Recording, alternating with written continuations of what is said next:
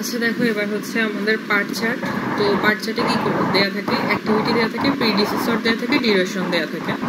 তো এখানে অ্যাক্টিভিটি দেওয়া আছে ABCDEFGHI পর্যন্ত। এবার প্রিডিসেসর দেখো, এখানে যদি প্রিডিসেসর দেখি, প্রিভিয়াসলি যখন আমরা গ্যাং চার্ট করছি তখন হচ্ছে প্রিডিসেসর দেখা গেছে মানে স্টার্ট টাইম, মানে যার কোনো প্রিডিসেসর নেই ওর থেকে আমরা স্টার্ট টাইমটা স্টার্ট করি। কিন্তু দেখো এখানে কিন্তু প্রিডিসেসর দুইটার ক্ষেত্রে নেই, তার মানে স্টার্টটা অ্যাকচুয়ালি দুইটার দিক থেকেই হবে। এটা একবার এটা আর কি মনে রাখতে, এটা একটা বেসিক।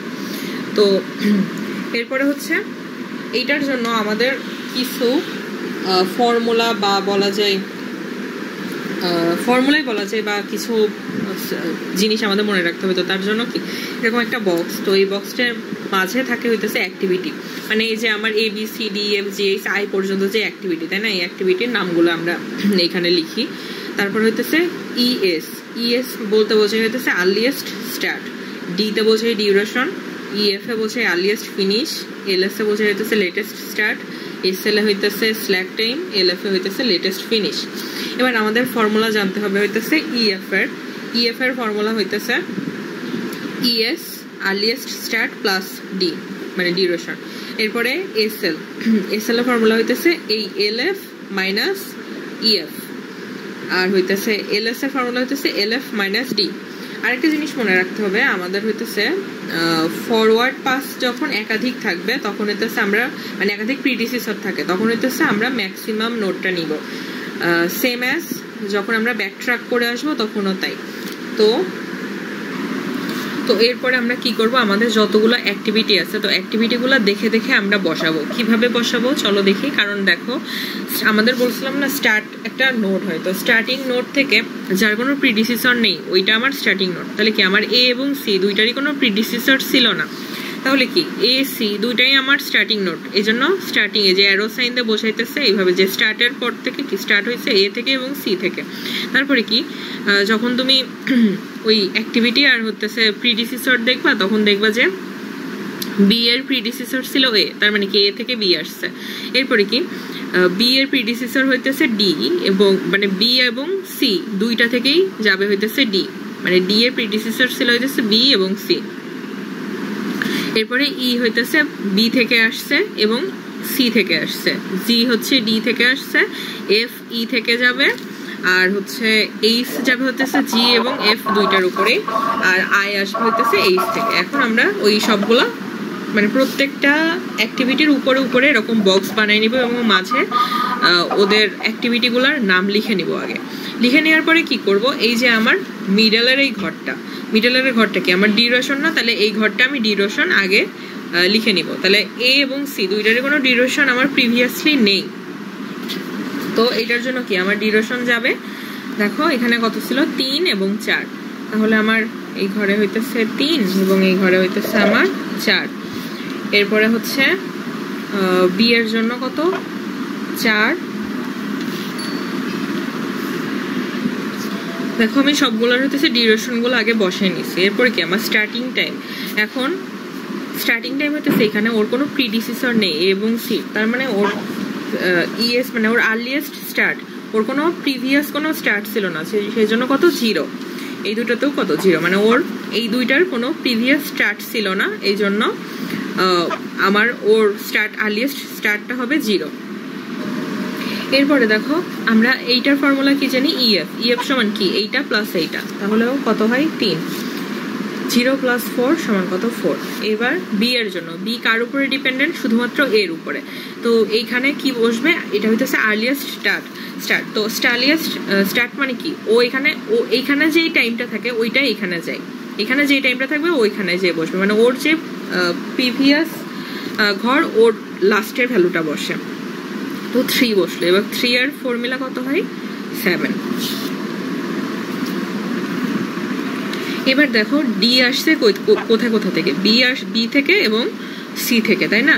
তো বলছিলাম যে ফরওয়ার্ড যখন আমরা মানে এটা তো আমরা অ্যাকচুয়ালি সামনের দিকে আগাইতেছি, তাই না, তো এটা হচ্ছে ফরওয়ার্ড পাস। তো ফরওয়ার্ডের সময় কি যদি একাধিক প্রিডিসেসর মানে B এর উপরেও ডিপেন্ড করতেছে, C এর উপরেও ডিপেন্ড করতেছে, তো একাধিক প্রিডিসেসর আছে, যখন একাধিক প্রিডিসেসর থাকে তখন আমরা কি করব, তখন হচ্ছে যেটা ম্যাক্সিমাম মানে লাস্টের যেই টাইমটা ম্যাক্সিমাম। কারণ দেখো যদি আমি মানে এটা নর্মালি যদি ভাবো যে আমার লাস্টের একটা মানে একটা টাইম 7 মানে 7 মিনিটের মধ্যে মানে দুজন মানুষ আছে, একজন হইতেছে 7 মিনিটে আসে, একজন 4 মিনিটে আসে। এখন একজন হইতে পারে যে 4 মিনিটে এসে পৌঁছে আছে। এখন থার্ড যে পার্সন তাকে অবশ্যই মানে ওই দুইজনকে সাথে নিয়ে যাইতে হবে। তো তার মানে কি 7 এবং 4 মানে দুইটা টাইমেই আসছে।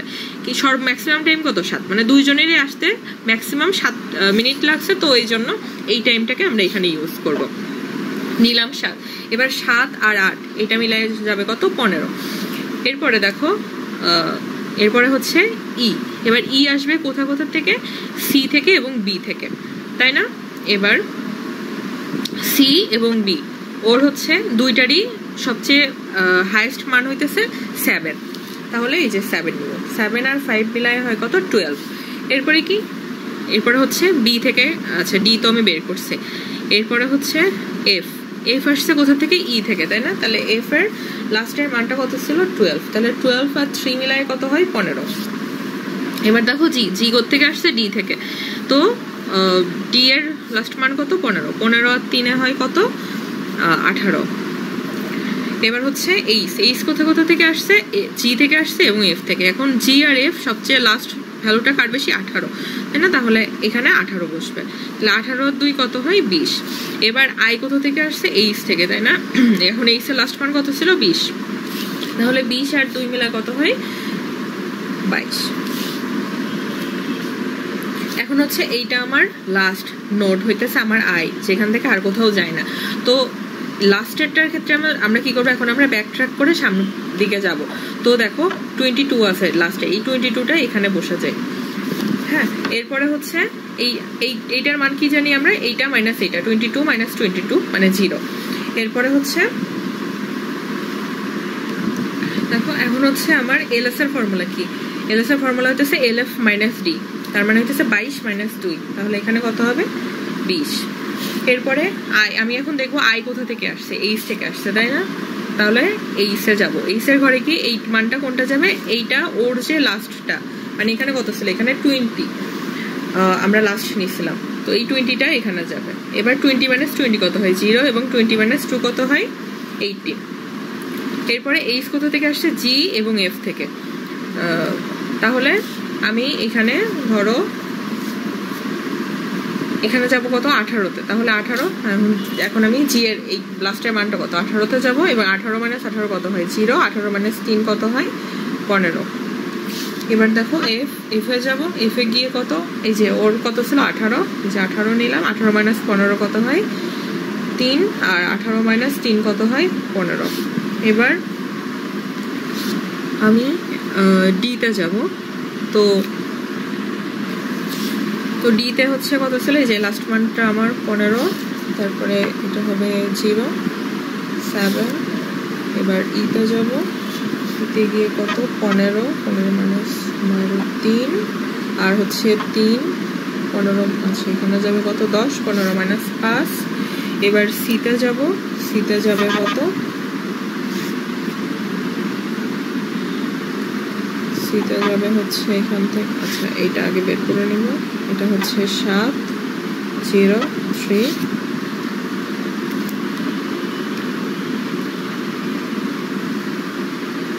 এবার দেখো সিতে আসছিল কত? ডি এবং এখন এখানে ডিও ছিল, বিও ছিল। তো ডি এর সবচেয়ে মানটা হইতেছে এখানে বড় ছিল, মানে 7 ছিল। এই জন্য এখানে 7 নিলাম। 3 আর এখানে যাবে কত? 3। আচ্ছা এবার বের করছে। এখন দেখো, ও আচ্ছা এ এখনো বাদ আছে। এ হচ্ছে 3 মাইনাস 0, 0। তো এরপরে আরেকটা জিনিস আছে আমাদের জাস্ট বাকি, যে আমরা দেখবো এই মাঝের এই টাইমটা, স্ল্যাক টাইমটা যার যার 0, যে পাত, এটা 0, এটা 0, এটা 0, এটা 0, এইটা 0 এবং এটা 0।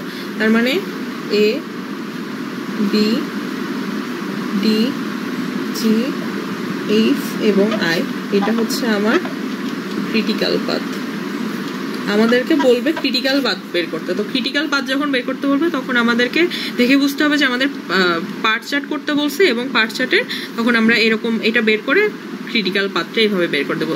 হইতে পারে যে 2 or মোরও ক্রিটিক্যাল পাথ হইতে পারে, যে একাধিক পথে নোডে আমার ক্রিটিক্যাল পাথ আসতেছে, মানে 0 আসতেছে।